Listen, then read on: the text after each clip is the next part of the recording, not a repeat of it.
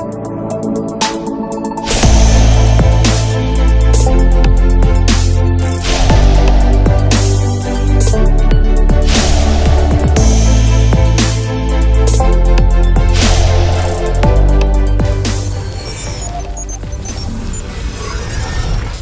somebody has rightly said, energy is like a biblical grain of a mustard seed that has power to move mountains.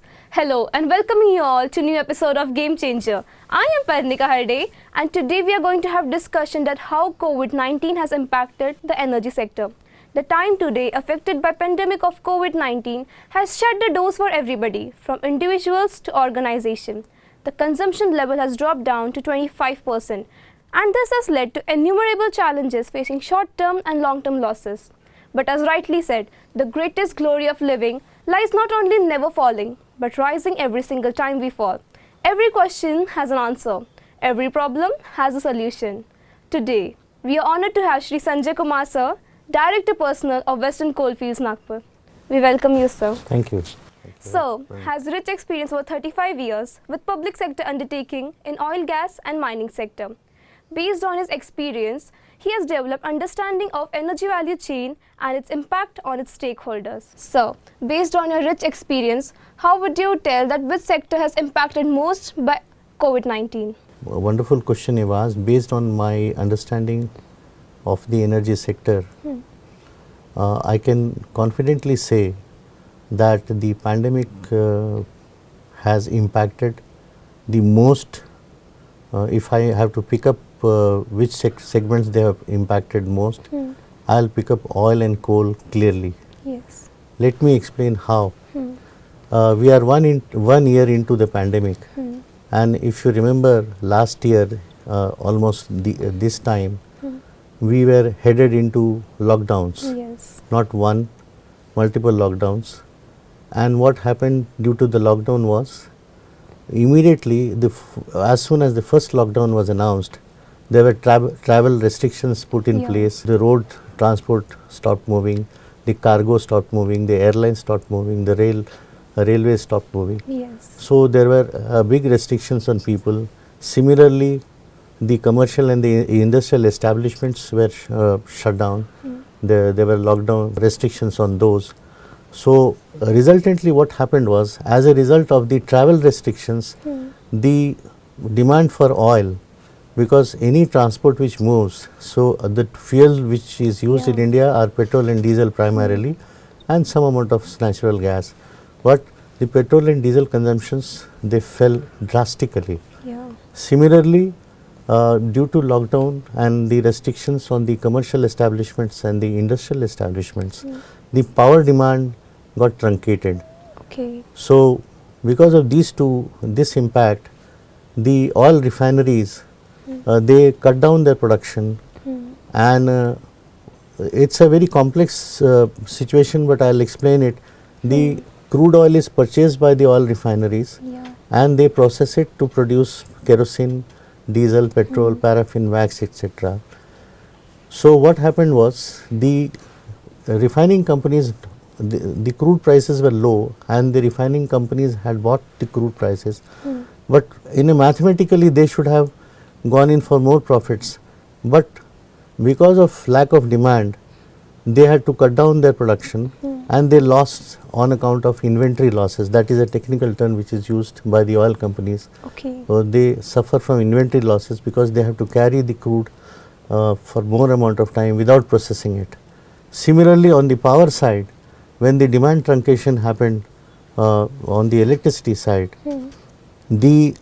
and because of COVID-19 restrictions, the electricity companies, the DISCOMs, the distribution companies, if you are aware, there are generating companies which are called the GENCOs, and there are distribution companies which distribute the electricity to the citizens, they are called DISCOMs, and they distribute the power and they collect the money from us and they give to the generating company, who in turn gives it to the fuel companies, whether it is coal or oil or gas. They could not sell the produce, so they had to cut down their production. And similarly, the power companies, because there was demand truncation of power, they had to restrict, they had to lower down their plant load factor, generate less electricity, and on the other hand also they did not bill the consumers. There was a direction that metering did not happen because of COVID restrictions. Yeah. People did not go for checking your meters. They gave standard bills. They did not give the actual bills. Yeah. So standard bill means if your consumption monthly is 1500 rupees, you got a bill of 300 rupees. Okay. So that means less money to the distribution companies, and in turn they less money to the generating companies. Yeah. And the generating companies did not pay to the coal company. I work for a coal company. I can tell you during those times, despite our very high outstandings with the power companies, Yes.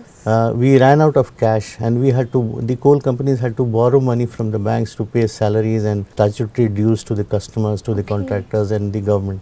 So this was the situation. To answer your question in very simple terms, the coal sector and the oil sector were the most impacted because of this COVID-19 phenomena which hit the the world. Which strategies oil sector should follow to like recover from pandemic of COVID-19? Talking about strategy, there is no single strategy which they should follow. They have to have a combination of strategies.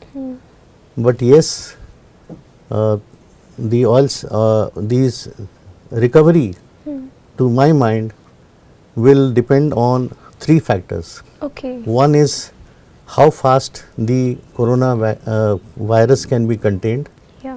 by the global efforts.